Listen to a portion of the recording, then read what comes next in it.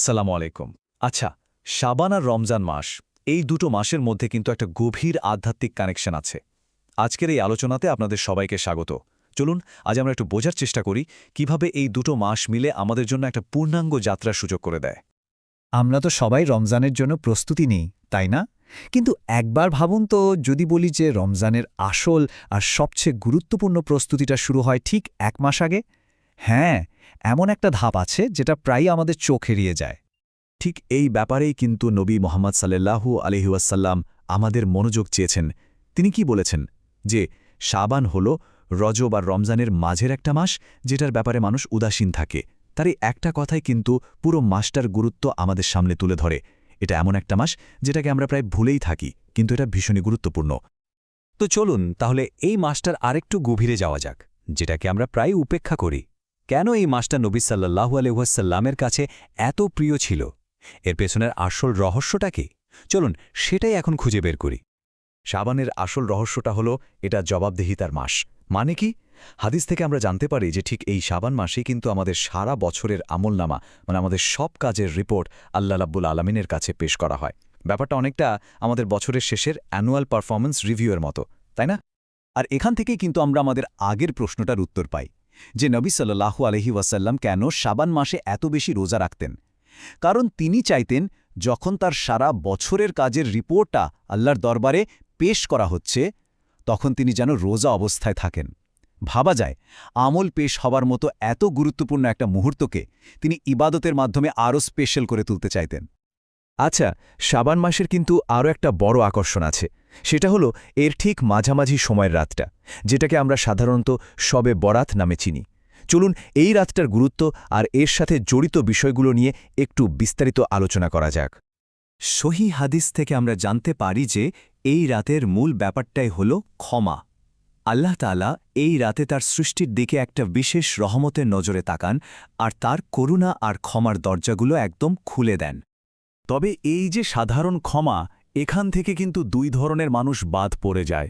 তার মানে এই রাতে ক্ষমা পেতে হলে দুটো শর্ত অবশ্যই পূরণ করতে হবে। 1 নম্বর হল আল্লাহর সাথে কাউকে শরিক না করা, মানে শিরক থেকে পুরোপুরি মুক্ত থাকা। আর 2 নম্বর হল নিজের অন্তরকে পরিষ্কার রাখা, মানে অন্য কারোর জন্য মনে কোনো রকম বিদ্বেষ, হিংসা বা শত্রুতা না রাখা। এখন কথা হলো, এর রাতটাকে ঘিরে আমাদের সমাজে কিন্তু অনেক রকম ধারণা আর প্রথা চালু আছে। তো এর মধ্যে কোনটা আসলে হাদিস দিয়ে প্রমাণিত আর কোনটা নিছকই আমাদের সংস্কৃতি থেকে যোগ হয়েছে, চলুন এই ধোঁয়াশাটা একটু পরিষ্কার করা যাক। এই রাতে কোনটা করা উচিত আর কোনটা করা উচিত না, এটা বোঝা কিন্তু খুব জরুরি।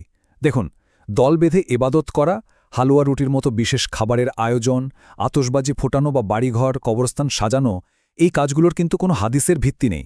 এগুলো আসলে আমাদের সমাজের বানানো প্রথা। বরং এই রাতে যেটা করতে উৎসাহ দেওয়া হয়েছে সেটা হলো একদম ব্যক্তিগত ইবাদত। যেমন একা একা নফল নামাজ পড়া, নিজের ভুলের জন্য মন থেকে মাফ চাওয়া আর নীরবে আল্লাহকে স্মরণ করা।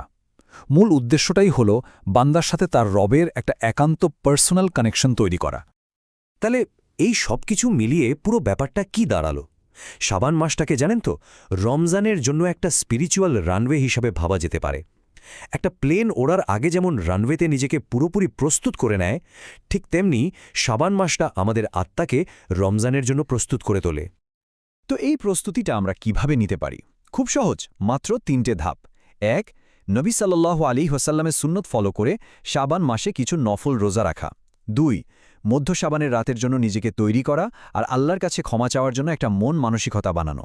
আর 3 নম্বর, যেটা সবচেয়ে জরুরি, নিজের অন্তরকে সব রকম হিংসা বিদ্বেষ থেকে একদম সাফ করে ফেলা। কারণ আমরা তো আগেই দেখেছি এটাই ক্ষমা পাওয়ার একটা প্রধান শর্ত। শাবান মাসে নিজেকে এভাবে প্রস্তুত করার পরই আসে রমজান। আর তখন রমজান মাসটা হয়ে ওঠে শাবানের সব প্রস্তুতির চূড়ান্ত ফসল। শাবানের এই প্রস্তুতিটা একটা ফলপ্রসূ রমজানের জন্য আমাদের অনেকখানি এগিয়ে দেয়। আর রমজান মাস তো রহমত আর বরকতের এক মহাসাগর। এই মাসেই তো কোরআন নাজিল হয়েছে।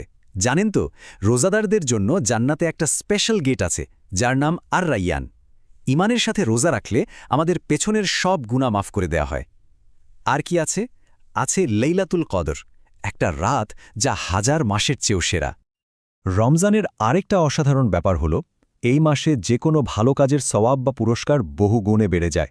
হাদিস থেকে আমরা জানি একটা ভালো কাজের পুরস্কার 10 গুণ থেকে শুরু করে 700 গুণ, এমনকি তার চেয়েও অনেক বেশি হতে পারে। অন্য সব ইবাদতের পুরস্কার তো কম বেশি নির্দিষ্ট করা আছে, তাই না? কিন্তু রোজার ব্যাপারটা একদমই আলাদা। একটা হাদিসে কুদসিতে আল্লাহ তাআলা নিজে বলছেন, রোজা আমার জন্য আর আমি এর প্রতিদান দেব। এর মানে কি? এর মানে হল রোজার পুরস্কারের কোনো সীমা পরিসীমা নেই। এটা আল্লাহ সরাসরি নিজে দেবেন। ভাবা যায় এর চেয়ে বড় প্রাপ্তি আর কি হতে পারে? তাহলে এই যে এত বরকতের মাস, এখান থেকে আমরা কিভাবে সবচেয়ে বেশি ফায়দা তুলতে পারি? চলুন শেষ অংশে আমরা একটা সহজ আর কার্যকরী চেকলিস্ট দেখে নিই। একটা সফল রমজানের জন্য এই কাজগুলো কিন্তু মাস্ট। ১. শুধু না খেয়ে থাকা নয়, বরং তাকওয়া বা আল্লাহর ভয় অর্জনের জন্য রোজা রাখা। ২. রাতে তারাবিহর নামাজ পড়া। ৩. কোরআনের সাথে একটা সম্পর্ক তৈরি করা, সেটা তিলাওয়াত করেই হোক বা এর অর্থ বুঝেই হোক। ৪. দান সদকা বাড়িয়ে দেওয়া। ৫. শেষ ১০ রাতের বিজোড় রাতগুলোতে লাইলাতুর কদরকে খুঁজে ফেরা। আর সব কিছুর উপরে নিজের আচরণকে কন্ট্রোল করা, মানে ঝগড়াঝাঁটি, মিথ্যা কথা, এইসব থেকে নিজেকে বাঁচিয়ে রাখা। তাহলে পুরো আলোচনার সারমর্মটা কি দাঁড়ালো? খুব সহজ। শাবান হল আমাদের সারা বছরের কাজের রিপোর্টটা আল্লাহর কাছে পেশ করার মাস। আর রমজান হলো সেই পেশ করা রিপোর্টটা কবুল হওয়ার মাস, আর আল্লাহর তরফ থেকে আমাদের জন্য ক্ষমা আর রহমত মঞ্জুর হওয়ার মাস। দেখুন কি অসাধারণ একটা সাইকেল, তাই না? সুতরাং একদম শেষ কথা হলো এটাই, একটা ফলপ্রসূ রমজানের বীজ কিন্তু বুনতে হয় সচেতনভাবে কাটানো একটা সাবানের মাটিতে। ঠিক যেমন ভালো ফসলের জন্য